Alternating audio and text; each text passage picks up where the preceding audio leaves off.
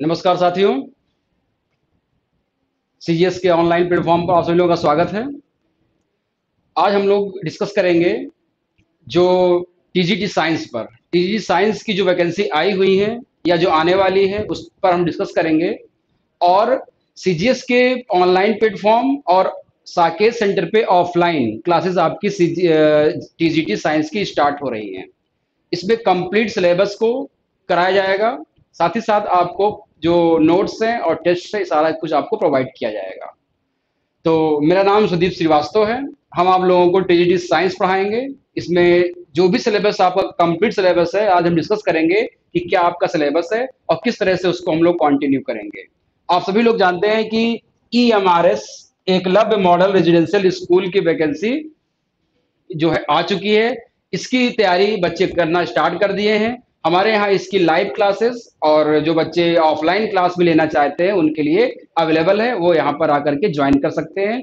और ऑनलाइन अगर लेना चाहते हैं तो हमारे ऐप का जो क्यूआर कोड है इसको आप जो स्कैन करिए और ऑनलाइन ऐप्स पर जाकर के आप इस क्लास को इस कोर्स को परचेज कर सकते हैं और अपनी तैयारी को स्टार्ट कर सकते हैं।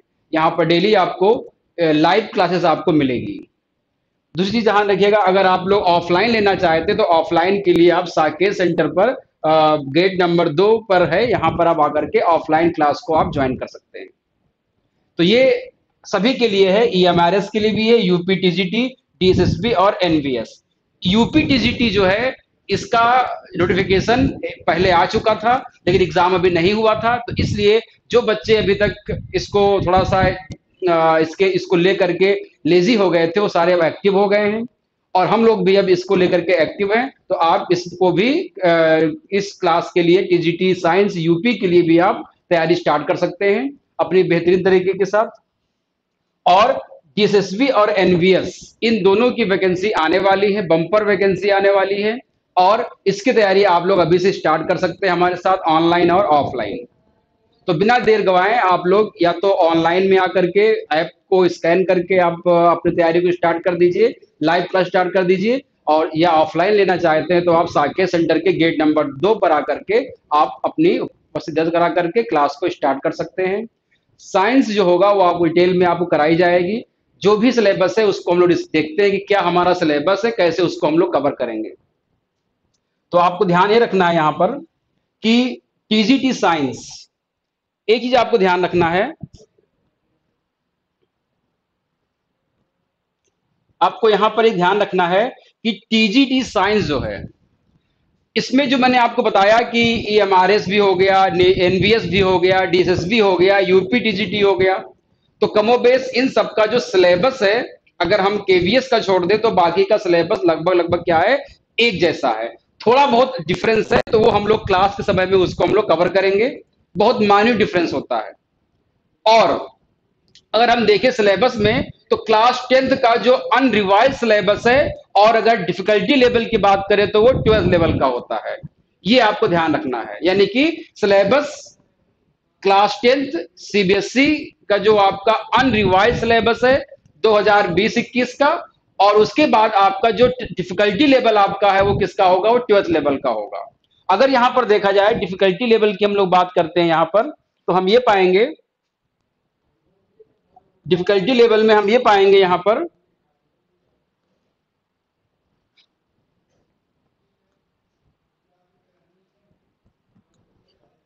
कि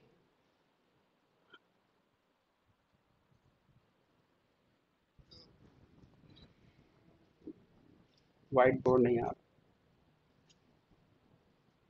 ओके। तो यहां पे हमको ये देखना है कि जैसे डीएसएसबी के लिए हो गया, एनवीएस के लिए हो गया, आपका यूपी टीजीटी के लिए हो गया एंड ईएमआरएस के लिए हो गया।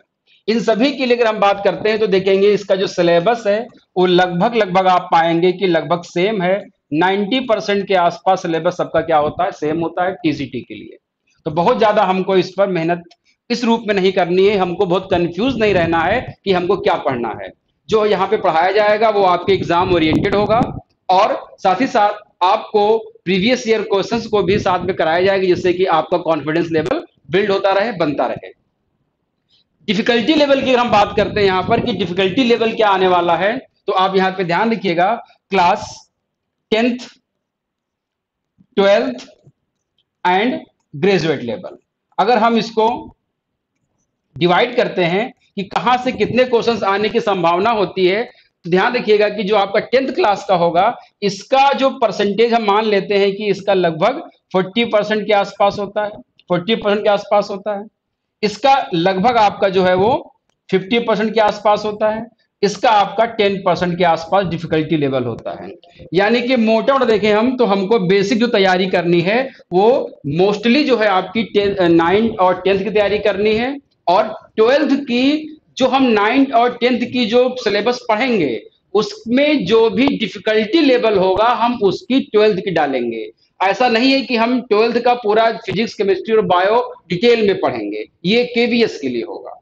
हमारे लिए यहाँ पर क्या है, केवल हम जब क्लास लेंगे तो जो भी क्लास 9 और 10th की जो भी सिलेबस या आपको जो दिया हुआ है उसके आधार पे हम आपकी डिफिकल्टी लेवल को अचीव करेंगे कि अगर उस टॉपिक से रिलेटेड कोई क्वेश्चन अगर थोड़ा हाई लेवल का आ जाता है तो वो 12th और ग्रेजुएट लेवल में कितने परसेंट पूछने की संभावना होती है, उस पर हम लोग चीजों को डिस्कस करेंगे। इसको आपको ध्यान में रखना है। अब बात आती है यहां पर कि हमारा जो टीजीटी का सिलेबस है वो एक तो आपका क्या है यहां पर इफेक्ट ऑफ द करंट, पहला टॉपिक आपका दिया हुआ है इफेक्ट ऑफ द करंट। तो यहां पर जो विद्युत धारा है यानी कि जो करंट है उस पर हमको डिटेल में पढ़ना है। जैसे पोटेंशियल क्या होता है, विभव क्या होता है, पोटेंशियल डिफरेंस क्या होता है, ओम्स लॉ क्या होता है, जो आपकी सीरीज कॉम्बिनेशन रेजिस्टेंस क्या होते हैं, parallel combination of the resistance register क्या होते हैं, यानी कि रजिस्टर क्या होता है, आपका रेजिस्टेंस क्या होता है, ओम्स लॉ किस पे फॉलो करता है, वी आई और आर में क्या रिलेशन होता है, यहाँ पे देखो मेंशन है पी वी आई आर में क्या रिलेशन होता है, इसको हमको यहाँ पे पढ़ना है। Power dissipation due to current, current के डिसिपेशन से जो पावर होती है उसके बारे में हमको यहाँ पे डिस्कस करना है। Magnetic field and magnetic lines में बेसिक डिफरेंस क्या होता है, मैग्नेटिक फील्ड इफेक्ट, इलेक्ट्रिसिटी का जो मैग्नेटिक इफेक्ट क्या होता है, इलेक्ट्रिसिटी का हीटिंग इफेक्ट क्या होता है, इलेक्ट्रिसिटी का केमिकल इफेक्ट क्या होता है, ये यहां से क्वेश्चंस आपसे बनते हैं तो इनको हमको यहां पर देखना है। Magnetic field due to current carrying conductor, Fleming का जो लेफ्ट हैंड रूल है वो क्या कहता है, इलेक्ट्रोमैग्नेटिक इंडक्शन क्या होता है, इंड्यूस्ड पोटेंशियल डिफरेंस क्या होता है, इंड्यूस्ड करंट क्या होता है, डायरेक्ट करंट क्या होता है, अल्टरनेटिंग करंट क्या होता है, फ्रीक्वेंसी ऑफ द एसी कितनी होती है, advantage of electronic motor, electronic generator के क्या एडवांटेज हैं, ये किस प्रिंसिपल पे काम करते हैं, तो ये डिटेल में हम लोगों को इसको पढ़ना है। दूसरा टॉपिक आपका हो जाता है लाइट, प्रकाश के बारे में। तो लाइट को हमको समझना है बेसिक से कि कौन सी कन्वर्जेंस और डाइवर्जेंस लाइट होती हैं, कौन सी कन्वर्जेंस होती है, डिपेंड करता है कि हम यहाँ पर लेंस की बात करेंगे, कौन सी मिरर और कौन सी लेंस कन्वर्जिंग होती है, कौन सी डाइवर्जिंग होती है, उस पर डिस्कस करेंगे हम लोग। Image form by concave mirror, concave mirror किस प्रकार की इमेज बनाती है, कॉन्वेक्स कैसे बनाता है, रिलेटेड कॉन्सेप्ट उसके क्या होते हैं, सेंटर ऑफ कर्वेचर क्या होता है, प्रिंसिपल एक्सिस क्या होती है, ऑप्टिक सेंटर क्या होता है, फोकस क्या होता है, फोकस लेंथ क्या होता है, रिफ्रैक्शन क्या होता है, उसके लॉज क्या होते हैं रिफ्रैक्शंस के, इमेजेस जो है कैसे बनती है कॉन्वेक्स लेंस में, उसके function of vision and remedies, यानी कि जो भी आंख की प्रॉब्लम्स होती है, मायोपिया, प्रेस बायोपिया, ओ मायोपिया, इनको हम कैसे दूर करते हैं, किस प्रकार के लेंस लगाते हैं, प्रेस बायोपिया, तो इसके बारे में हमको यहाँ पर डिस्कस करना है। Application of spherical mirror and lens, lens और मिरर का को हम लोग कहाँ कहाँ पे एप्लीकेशन करते हैं, कॉनकेव मिरर का कहाँ पे क्या करेंगे, कॉन्वेक्स मिरर का कहाँ पे करेंगे, कॉन्वेक्स लेंस का कहाँ पे करेंगे, कॉन्वेक्स कॉनकेव लेंस का कहाँ पे करेंगे, ये सारी चीजें आपको इसके एप्लीकेशन में देखना है। Appreciation of concept of refraction index, refraction index क्या होता है, इसके बारे में समझना है हमको। जैसे पूछा जाएगा कि मरकरी का क्या होता है, डायमंड का क्या होता है, वाटर का क्या होता है, ग्लास का क्या होता है, एयर का क्या होता है, जब कोई भी लाइट किसी एक मीडियम से दूसरे मीडियम में आएगी तो रिफ्रैक्टिव इंडेक्स के अकॉर्डिंग क्या होती है कि अपने वो पास से डेविएट हो जाती है। तो कितना डेविएट होगी डिपेंड करता है उसके रिफ्रैक्टिव इंडेक्स पे। तो ये होता क्या है, अलग अलग केमिकल्स के रिफ्रैक्टिव इंडेक्स कैसे होते हैं, अलग अलग मटेरियल के रिफ्रैक्टिव इंडेक्स क्या होते हैं, हमारी जो लेंस होती है आई की उसकी रिफ्रैक्टिव इंडेक्स क्या होती है, इन सब चीजों पे हमको क्या करना है, यहाँ पर आपको डिस्कस करना है। यहाँ से twinkling of stars, dispersion of light, scattering of light, इनके फिनोमेना, ओशियन एंड जो आपका स्काई है ब्लू क्यों दिखता है, रात को जो आपके स्टार्स है वो ट्विंकलिंग उसमें क्यों होती है, रेनबो कैसे बनते हैं उनका क्या कॉन्सेप्ट है, मिराज का बनना क्या कॉन्सेप्ट है, टोटल इंटरनल रिफ्लेक्शन कैसे काम करता है, प्राइमरी रेनबो क्या होते हैं, सेकेंडरी रेनबो कैसे बनते हैं, ऑप्टिकल फाइबर किस प्रिंसिपल पे काम करता है। तो ये सारी चीजें आपको यहाँ पर हमको लाइट के बारे में पढ़नी है। तो और प्रीवियस ईयर क्वेश्चंस को हम ध्यान में रख के चीजों को करेंगे। नेक्स्ट हमारा है source of the energy, source of the energy. तो सोर्स ऑफ द एनर्जी की हम बात अगर करेंगे यहां पर, तो हमको ध्यान रखना है यहां पर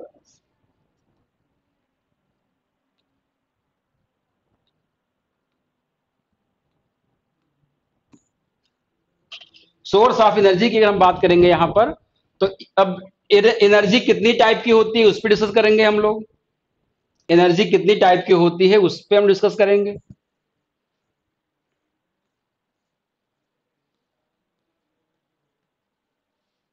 यहां पर सोर्स ऑफ द एनर्जी, तो एनर्जी के बारे में बात करेंगे, डिफरेंट फॉर्म ऑफ एनर्जी कौन कौन सी होती है, स्पेशली पोटेंशियल एनर्जी क्या होती है, काइनेटिक एनर्जी क्या होती है, ये तो मेन है ही है। इसके अलावा जो नेचुरल एनर्जी है, renewable energy, non renewable energy source जो क्या है, विंड एनर्जी हो गई, थर्मल एनर्जी हो गई, न्यूक्लियर एनर्जी हो गई, इसके बारे में हम बात करेंगे। Leading to different sources of human uses, fossil fuel, solar energy, biogas, wind, water and tidal energy, nuclear energy, renewable versus non renewable sources, इन पे हम डिस्कस करेंगे। आजकल जो है वो पूरा ग्लोब जो है, पूरा वर्ल्ड रिन्यूएबल एनर्जी पे काम कर रहा है। ब्लेंडेड पेट्रोल क्या होता है, गैस जो आपका बायोफ्यूल क्या होते हैं, इथेनॉल ब्लेंडेड पेट्रोल क्या होता है, आपका प्रोड्यूसर गैस क्या होती है, आपके वाटर गैस कैसे काम करती है, कोल बेड मीथेन क्या होता है, इन सब कॉन्सेप्ट पे आपको एनर्जी के बारे में हमको जानना है। ग्रीन हाइड्रोजन क्या होता है, ग्रीन एनर्जी क्या होती है, ये भी आपके लिए इंपॉर्टेंट है, यहां से आपसे क्वेश्चंस पूछे जाते हैं, तो इसको हमको अच्छे से पढ़ना है। सेकेंड आपका क्या है, motion, force and Newton's law. तो मोशन एग्जैक्टली क्या है, जो गति का नियम है, इसमें बेसिकली न्यूटन्स के लॉ पर ही फोकस करता है। और फोर्स का जो कॉन्सेप्ट आता है वो आपका न्यूटन के सेकेंड लॉ से आता है, उसकी जो फॉर्मूला आता है F equal to M A, F equal to M A, ये कहां से आता है, ये आपका जो laws of the conservation of momentum जो होता है, या मोमेंटम से निकल करके आता है, उसको डिस्कस करेंगे हम लोग। तो डिस्प्लेसमेंट क्या होता है, डिस्टेंस और डिस्प्लेसमेंट में क्या डिफरेंस है, स्पीड एंड वेलोसिटी में क्या डिफरेंस होता है, क्या डिस्प्लेसमेंट जीरो हो सकता है, क्या आपका डिस्टेंस जीरो हो सकता है, क्या वेलोसिटी जीरो हो सकती है, क्या आपकी जो स्पीड जीरो हो सकती है, क्या यूनिफॉर्म और नॉन यूनिफॉर्म मोशन से कब कोई चलेगा, स्ट्रेट लाइन में, एक्सेलरेशन डिस्टेंस क्या होती है टाइम एंड वेलोसिटी के बीच में, time graph for uniform and uniformly accelerated motion क्या होते हैं, कोई भी चीज एक्सेलरेट कब करती है, उसमें त्वरण कैसे आता है, त्वरण को कैसे हम लोग डिफाइन करते हैं, उसकी यूनिट क्या होती है, उसके ग्राफ्स, वेलोसिटी और टाइम के बीच में जो ग्राफ बनेगा वो कैसे बनेगा एक्सेलरेशन के थ्रू, इस पर डिस्कस करेंगे हम लोग। Equation of motions by graphical representation, या जो मोशन की जो इक्वेशन है, एस बराबर U T plus half A T square, V बराबर U plus A T, V square बराबर U square plus two A S, ये आपका क्या है, स्ट्रेट लाइन में है। अगर यही हम बात करेंगे इसको कहां पर, जो आपका मोशन अंडर ग्रेविटी, तो क्या हो जाएगा, v बराबर यू प्लस जी टी हो जाएगा, एच बराबर U T plus half G T square हो जाएगा, वी स्क्वायर बराबर U square plus to ji H हो जाएगा। तो इसकी हम लोग बात करेंगे, उसकी हम ग्राफिकल रिप्रेजेंटेशन कैसे करेंगे। Elementary idea of uniform circular motion, circular motion में उसका जो है सर्कुलर वेलोसिटी क्या होती है, उसका जो आपका जो मोमेंटम होगा वो क्या होगा, एंगुलर वेलोसिटी क्या हो जाती है, इन सब चीजों के बारे में हम लोग वहां बात करेंगे।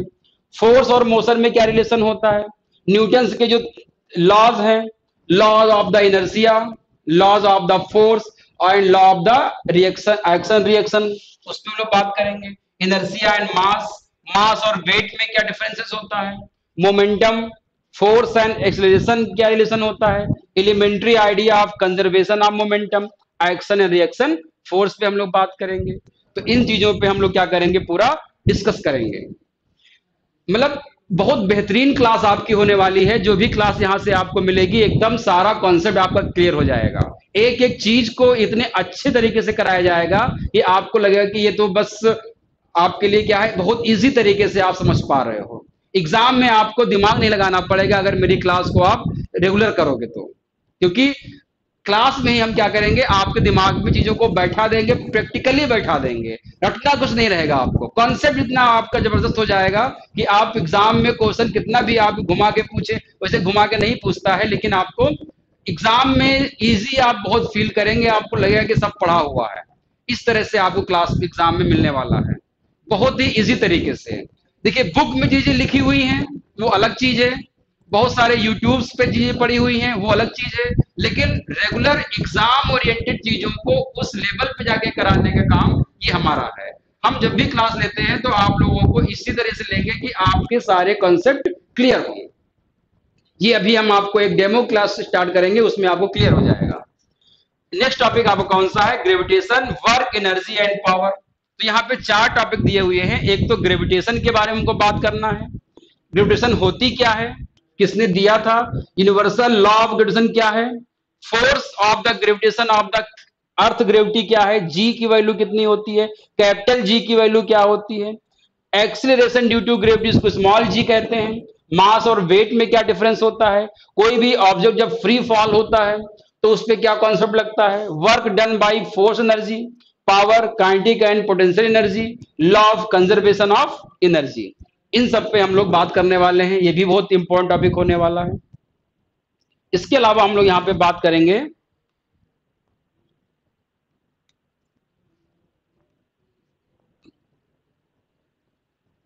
फ्लोटेशन की, बात करेंगे हम लोग फ्लोटेशन। अब देखिए फ्लोटेशन एग्जैक्टली क्या है, ये प्रॉपर्टी ऑफ द मैटर, और किसकी, किस मैटर की, लिक्विड की। लिक्विड की जो प्रॉपर्टी होती है उसकी बात की जा रही है कि लिक्विड की क्या क्या प्रॉपर्टी होती है, द्रव की क्या क्या प्रॉपर्टी होती है, उस पर हम लोगों को डिस्कस करना है। तो यहां पे आपको ध्यान रखना है कि फ्लोटेशन जो है वो क्या है, किसकी प्रॉपर्टी होती है। Flotation is the property of fluid, fluid की प्रॉपर्टी होती है, तरल की प्रॉपर्टी होती है।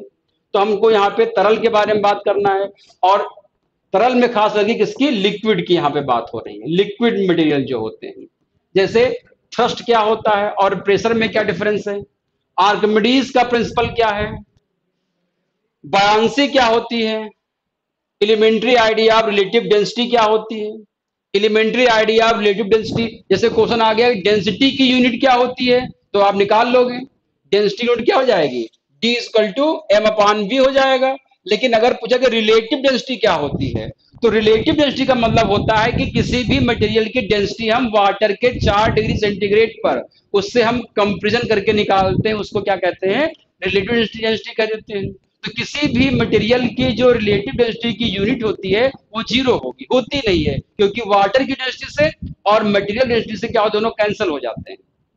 इसको हमको देखना है। साउंड, साउंड पे हमको डिस्कस करना है, ध्वनि पे। तो नेचर ऑफ द साउंड क्या होता है, कैसे प्रोपोगेट करती है, किस प्रकार की होती है, transverse media, speed of the sound क्या होती है, मैक नंबर क्या होता है, हाइपरसोनिक क्या होता है, सुपरसोनिक क्या होता है, सबसोनिक क्या होता है, इस पे हम लोग बात करेंगे। Range of hearing in human, मनुष्य में सुनने की रेंज क्या होती है, 20 हर्ट्ज से 20,000 हर्ट्ज तक की जो रेंज होती है उसको ह्यूमन सुन सकता है। उससे नीचे की जो होती है उसको कौन सुनेगा, उससे ज्यादा की होंगी उनको कौन सुनेगा। अल्ट्रासाउंड को कौन सुनता है, रिफ्लेक्शन ऑफ द साउंड जो इको होता है, सोनार का यूज हम लोग करते हैं। Structure of the human ear, human ear में क्या क्या, internal ear, middle ear and आपका आउटर ईयर। तो इंटरनल ईयर में जो कॉक्लिया होता है वो कैसे काम करता है, जो बोन्स होती हैं आपकी मैलियस, इनकस और स्टिपीज, वो कैसे काम करती हैं, जो ऑडिबल पार्ट जो होता है वो ब्रेन से जुड़ा होता है, वो कैसे काम करता है। इन चीजों पे हम लोगों को स्ट्रक्चर ऑफ द ह्यूमन पढ़ना है, ऑडिटरी एस्पेक्ट से पढ़ना है यहाँ पर। ये आपको ध्यान रखना, यहाँ पे लिखा हुआ ऑडिटरी एस्पेक्ट्स ओनली, यानी कि हमको यहाँ पे बायोलॉजिकल फिनोमेना को नहीं पढ़ना है, हमको यहाँ पर केवल ऑडिटरी यानी कि सुनने के अकॉर्डिंग हमको केवल यहाँ पर कान के बारे में पढ़ना है बस, और डिटेल में हमको वहां पर बायोलॉजिकली एस्पेक्ट में यहाँ पे इसको हमको नहीं पढ़ना है। नेक्स्ट है आपका मैटर। यहां तक आपका क्या हो गया, फिजिक्स हो गया। अभी तक यहां पर क्या था, आपका फिजिक्स था। यहां से शुरू हो गया आपका केमिस्ट्री। केमिस्ट्री स्टार्ट होता है आपका मैटर से। Nature and behaviour, state of the matter की हम लोग बात करेंगे। यहां पर मैटर क्या होते हैं, उनकी प्रॉपर्टी क्या होती है, कितने टाइप्स के मैटर होते हैं, कितनी स्टेज मैटर होती है, gas, liquid, solid, plasma, Bose, Einstein, condensate, ये जो स्टेट ऑफ द मैटर हो गई। इनमें बेसिक डिफरेंस क्या होता है। इंटरमॉलिक्यूलर फोर्स क्या होते हैं, इंटरमॉलिक्यूलर फोर्स क्या होगा, तो इंटरमॉलिक्यूलर फोर्स से ही डिपेंड करता है कि कोई सॉलिड होगा, कोई लिक्विड होगा, कोई गैस होगा। इंटरमॉलिक्यूलर फोर्स अगर क्या है, ज्यादा है, तो मॉलिक्यूल क्या होंगे, अट्रैक्ट होंगे, बहुत नजदीक होंगे तो सॉलिड फॉर्म में होगा। थोड़ा लूज है, कम आईएमएफ है, तो वो क्या होगा, लिक्विड फॉर्म में होगा। अगर बहुत कम है तो क्या होगा, गैसेस फॉर्म में हो जाएगा। तो इंटरमॉलिक्यूलर फोर्स डिपेंड करता है कि कोई भी मटेरियल लिक्विड होगा, सॉलिड होगा या गैस होगा। Classification of matter into mixture and pure substance. Pure substance और मिक्सचर में क्या क्या उसकी क्लासिफिकेशन होते हैं, यानी कि जो मैटर्स होते हैं वो कितने टाइप के होते हैं। आपके प्योर मैटर क्या होते हैं, मिक्सचर क्या होते हैं। प्योर में आपका जो एलिमेंट्स होते हैं और कंपाउंड्स होते हैं। एलिमेंट्स में भी आपके डिफरेंट टाइप के एलिमेंट्स, जैसे आपका मेटल, नॉन मेटल, मेटलॉइड, और आपका जो कंपाउंड्स हैं, कंपाउंड में आपके organic compound, inorganic compound. Mixture में आपके होमोजेनस मिक्सचर और हेट्रोजेनस मिक्सचर कैसे काम करते हैं, और फिर उसमें आपका सॉल क्या होता है, जेल क्या होता है, सस्पेंशन क्या होता है। इन सब चीजों पे भी आपके एग्जाम में क्वेश्चंस पूछे जाएंगे। हेनरीज का लॉ क्या होता है, कंसंट्रेशन ऑफ सॉल्यूशन क्या होता है, कोलाइडल फेज और कोलाइड्स क्या होते हैं, टिंडल इफेक्ट क्या होता है, ब्राउनियन मूवमेंट्स क्या होता है, सस्पेंशन क्या होते हैं, property of matter, measurement of properties of matter, SI unit physical and chemical changes क्या होते हैं, इन पे डिस्कस करना है। लॉ ऑफ केमिकल कॉम्बिनेशन बहुत इंपॉर्टेंट टॉपिक है। Law of the chemical combination, तो केमिकल कॉम्बिनेशन के क्या है कि दो तीन बहुत इंपॉर्टेंट जो साइंटिस्ट हैं उनके लॉज हैं। जैसे आपका गेलुसैक्स लॉ क्या कहता है, एवोगाड्रो लॉ क्या कहता है, एटॉमिक एंड मॉलिक्यूलर मास क्या होता है, एवरेज एटॉमिक मास क्या होता है, मोल कॉन्सेप्ट क्या होता है। मोल कॉन्सेप्ट क्योंकि भी आप समझना है, बहुत इंपॉर्टेंट है, इसको आपको ध्यान में रखना है।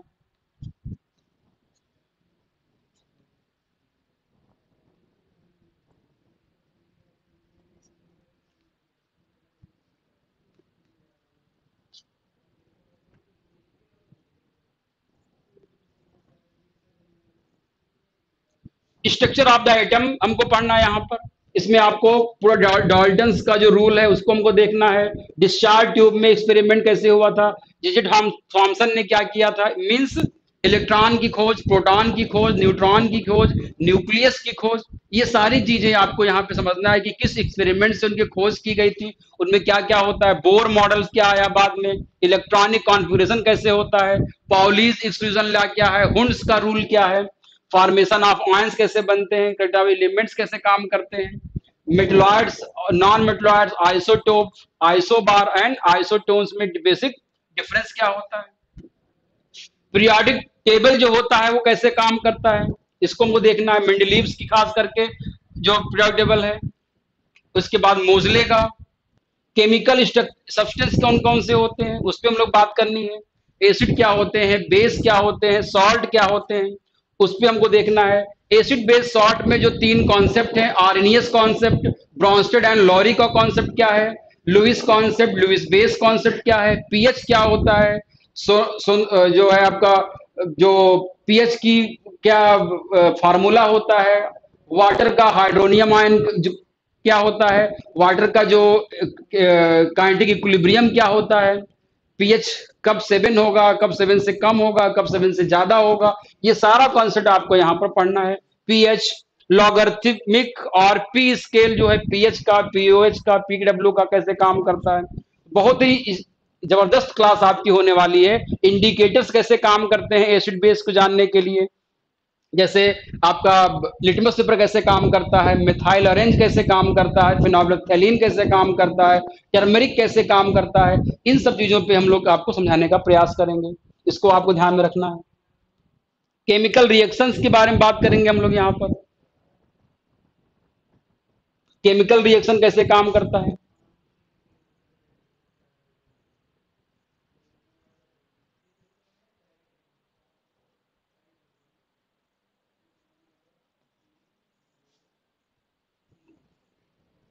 तो हमको यहाँ पे ध्यान रखना है, केमिकल रिएक्शन में formulation of the chemical equation कैसे होता है, बैलेंसिंग केमिकल इक्वेशन पढ़ना है, टाइप ऑफ केमिकल इक्वेशन पढ़ना है, एग्जाम्पल के साथ साथ में कैसे काम करता है, मेटल एंड नॉन मेटल की उसकी प्रॉपर्टी क्या होती है, कोरोजन कैसे होता है, रस्टिंग कैसे होती है आयरन में, कॉपर में हो गया, सिल्वर में कैसे आपका, चांदी में जो उसमें करोजन जो होता है, करोड़ होती है, क्यों हो जाती है, आयरन क्यों हो जाता है, कॉपर क्यों हो जाता है, इन सब पे हम लोग केमिकल उसके कॉम्पोजिशन के बारे में बात करेंगे। कार्बन के कंपाउंड्स कौन कौन से होते हैं, हाइड्रोकार्बन्स क्या होते हैं, एल्कोहल के बारे में या जो इंडस्ट्रियल जो सोर्सेज होते हैं उसके बारे में डिस्कस करेंगे यहाँ पर। तो ये सिलेबस में आपका पूरा दिया हुआ है, एक एक चीज को हम लोग यहाँ पे क्या करेंगे, कवर करने वाले हैं। कार्बोक्सिलिक एसिड क्या होते हैं, कंजर्वेशन ऑफ नेचुरल रिसोर्सेस, ये भी इंपॉर्टेंट टॉपिक आपके लिए है। Conservation of the natural resources, natural resource को हम लोग कैसे कंजर्व कर सकते हैं। इसमें आपका pollution of river water, Ganga action plan for improving quality of the water, ये भी इंपॉर्टेंट आपका है। सरकार का जो प्रोग्राम चल रहा है, need for sustainable management of natural resources, जो आपका सस्टेनेबल डेवलपमेंट गोल चल रहा है, तो इसमें 17 जो गोल्स हैं 2030 तक इसको हमको पूरा करना है। तो इसके लिए क्या क्या चलाए जा रहे हैं, कंजर्वेशन एनर्जी को हम से ग्रीन एनर्जी की बात कर रहे हैं, हाइड्रोजन एनर्जी की बात कर रहे हैं, हाइड्रोजन फ्यूल की बात कर रहे हैं, फेम इंडिया की बात कर रहे हैं, BS4 एंड BS6 कैसे काम कर रहा है, इन सब चीजों पे हम लोग को डिस्कस करना है। मैन मेड मटेरियल कौन कौन से होते हैं, इसको हम लोग बात करेंगे यहाँ पर डेली यूज के लिए। Chemistry in daily use, ceramics किसके बने होते हैं, सीमेंट का कॉम्पोजिशन क्या होता है, पोर्सिलीन कैसे बनती है, glass, carbon fibre, soap, detergents, polymer, fibre and plastic, इनके बारे में हमको बात करनी है। यहां से भी क्वेश्चंस आते हैं। इसमें सबसे इंपॉर्टेंट आपका कौन सा होता है, पॉलीमर, प्लास्टिक और आपका सोप एंड डिटर्जेंट, यहां से लगातार क्वेश्चन आपसे पूछे जाते हैं। कार्बन फाइबर में बात करें हम लोग तो कार्बन नैनो ट्यूब बन जाएगा, फ्लोरीन हो जाएगा, बक मिस्टल फ्लोरीन यहाँ पे पूछ सकता है आपसे, ग्रेफीन के बारे में पूछ सकता है। तो ये आपको ध्यान में रखना है, बहुत इंपॉर्टेंट है। ये सारी चीजें आपसे एग्जाम में यहाँ पर ये पूछ सकता है, इसको हमको डिटेल में पढ़ना है। इसके बाद बायोलॉजी का टॉपिक आ जाता है। इसके बाद बायोलॉजी हम लोगों से पूछा जाएगा, इसको हमको ध्यान रखना है बायोलॉजी के बारे में।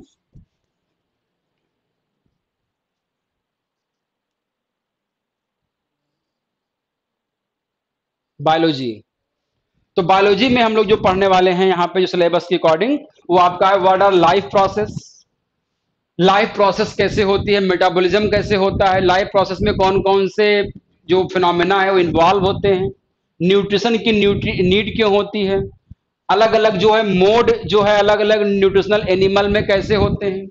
हम लोग कोई होलोजोइक होता है, कोई सैंग्विवोरस होता है, कोई इंसेक्टिवोरस होता है, अलग अलग टाइप के जो है मोड होते हैं, उस पर हम लोग बात करेंगे।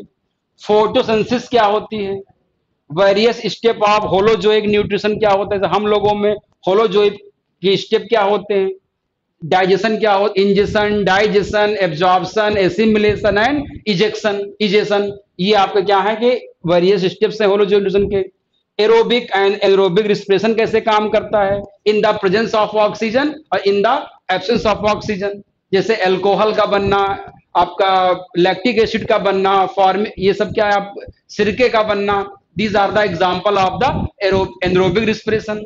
हम लोगों के माइटोकॉन्ड्रिया में जो एटीपी बनता है दैट इज एरोबिक रिस्पिरेशन। तो दोनों आपको एरोबिक रेस्पिरेशन में एटीपी ज्यादा बनते हैं, 38 एटीपी बनते हैं, और एनरोबिक में केवल 2 एटीपी बनते हैं। इसको हमको ध्यान में रखना है।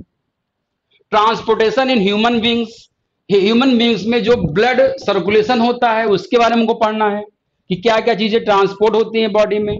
ट्रांसपोर्टेशन इन प्लांट, इसमें जाइलम और फ्लोएम कैसे काम करते हैं, इस पे हमको डिस्कस करना है। ट्रांसपोर्टेशन इन एनिमल, अलग अलग एनिमल में कैसे ट्रांसपोर्टेशन होता है।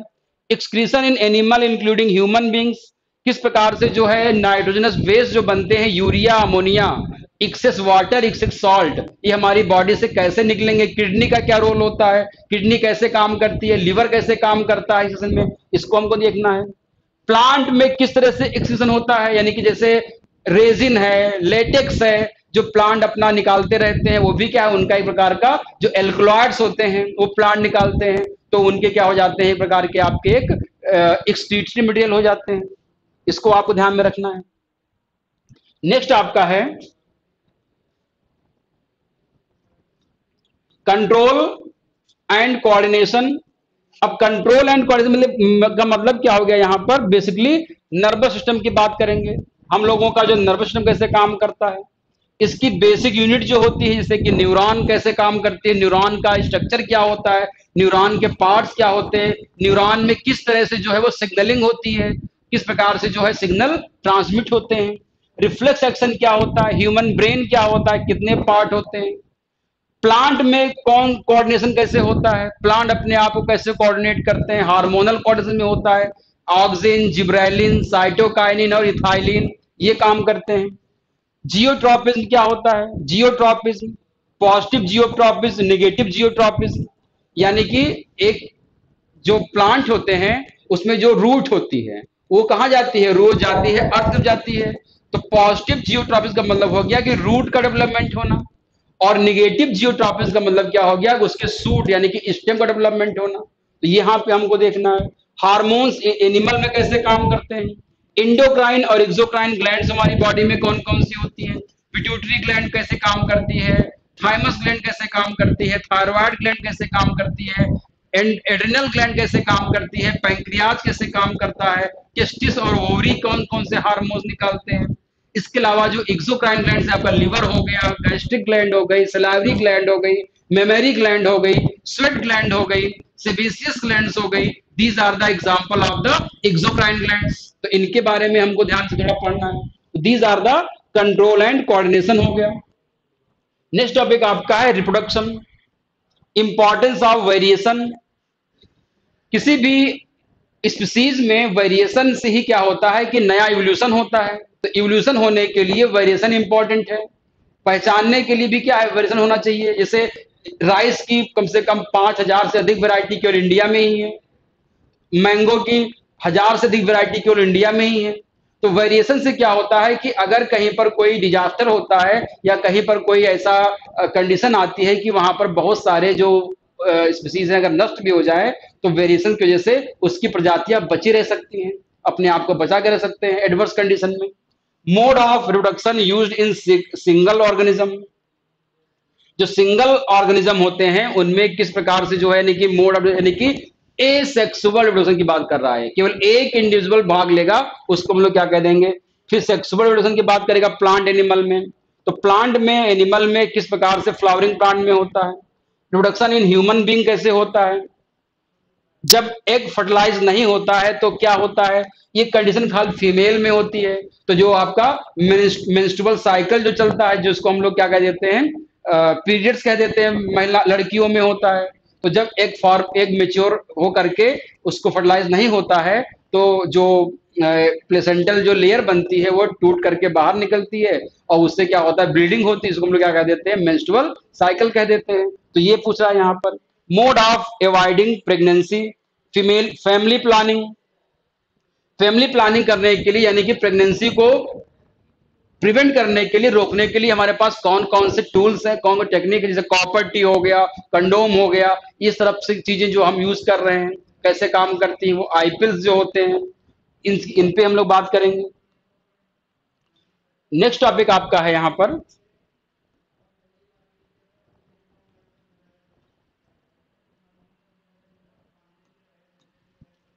Heredity and evolution. हेरिडिटी का मतलब क्या होता है कि जो स्पीसीज जो होती हैं उनमें क्या होती हैं, जो सेम करेक्टर्स होते हैं, इसको हम लोग कह देते हैं जेनेटिक्स कह देते हैं।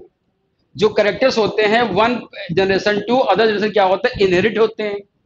तो वो जो इनहेरिटेंस होता है वो उसका क्या कॉन्सेप्ट है, मेंडल्स ने के लॉ लॉ ने मेंडल्स का जो लॉज है वो क्या कहता है, सेक्स डिटर्मिनेशन कैसे होता है, मेल और फीमेल कैसे बनेगा ये कौन डिसाइड करता है, एक्स और वाई क्रोमोसोम के आधार पर, उसकी बात हमको यहाँ पे करनी है।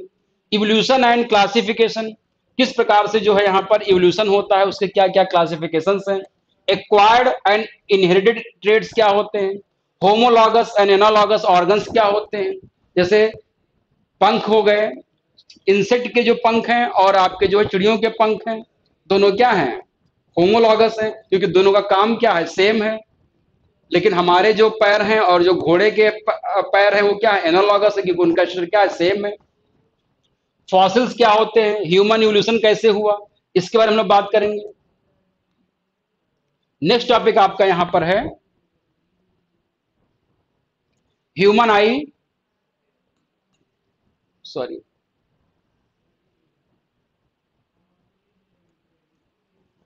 Human I and colourful word. तो यहां पर हमको ह्यूमन की आई के बारे में डिटेल में पढ़ना है। ह्यूमन की आई का स्ट्रक्चर क्या होता है, स्क्लेरा क्या होता है, कॉरॉइड क्या होता है, रेटिना क्या होती है, आपके जो है वो सिलरी मसल्स क्या होती हैं, आपका जो विट्रस ह्यूमर जो होता है वो कैसे काम करता है, एक्वस ह्यूमर कैसे काम करता है, लेंस कैसे काम करता है, उसका रिफ्रैक्टिव इंडेक्स क्या होता है, इनके बारे में क्या पढ़ना है। Different eyes, defect of eyes and their correction कैसे करेंगे, तो ये टॉपिक छोटा सा इसको हम लोग करेंगे। इसके बाद बात आती है यहाँ पर आपका नेचुरल रिसोर्सेज के बारे में।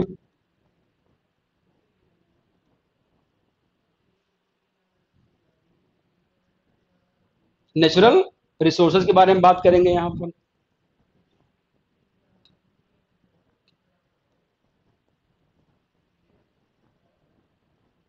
तो यहाँ पर देखिएगा फंडामेंटल यूनिट ऑफ लाइफ, यानी कि हम लोग यहाँ पे सेल के बारे में पढ़ेंगे।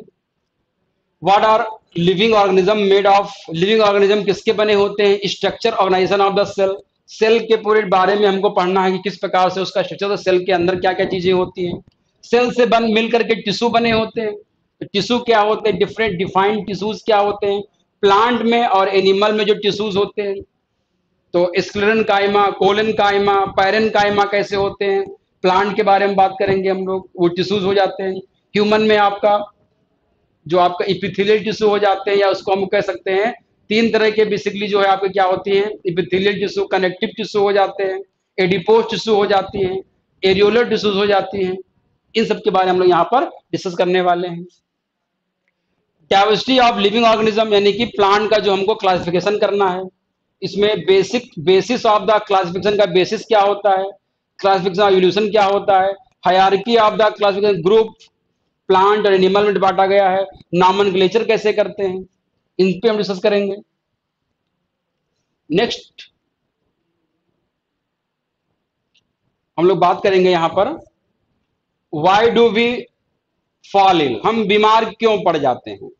तो यहां पर है कि ह्यूमन डिजीज से संबंधित टॉपिक यहां पर है कि हेल्थ एंड इट्स फेलियर कैसे होता है, डिजीज और उसके कॉजेज क्या होते हैं, इन्फेक्शियस और नॉन इन्फेक्शियस डिजीज क्या हो जाती हैं, उसको कैसे हम प्रिवेंट करते हैं, इम्यूनाइजेशन क्या होता है, खास करके वैक्सीनेशन, वैक्सीनेशन कैसे होता है, इस पे हम लोग बात करेंगे। अलग अलग वैक्सीन कैसे काम करती हैं, इम्यूनिटी हमारे बॉडी में डेवलप कैसे होती है, इन चीजों पे हम क्या करेंगे, पूरा डिस्कस करेंगे।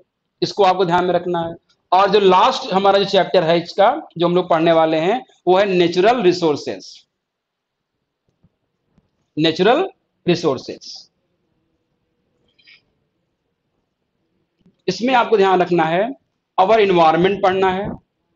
इन्वायरमेंट में एटमॉस्फेयर क्या होता है, role of atmosphere in climate control, wind rain environmental pollution कैसे काम करता है, global warming and green house effect कैसे काम करता है, एसिड कैसे काम करता है, पर्टिकुलेट पोल्यूटेंट क्या होते हैं, स्मोक क्या होता है, फॉर्मेशन ऑफ फोटोकेमिकल स्मोक कैसे बनता है, यानी कि आपको पूरा पोल्यूशन वाला टॉपिक यहाँ पर आपको पढ़ना है इन्वायरमेंट में। बायो जियोकेमिकल जो साइकिल होता है, water cycle, nitrogen cycle, carbon cycle and oxygen cycle. इसको हम लोग कह सकते हैं कि हमारा इन्वायरमेंट के बारे में पूरा हमको डिटेल पढ़ना है। Breath of the life, air, air pollution, water as wonderful liquid, water pollution, biochemical cycle, the green house effect, ozone layer और उसका डिप्लीशन कैसे होता है, ओजोन लेयर और उसके डिप्लीशन के बारे में हम लोग बात करेंगे यहां पर।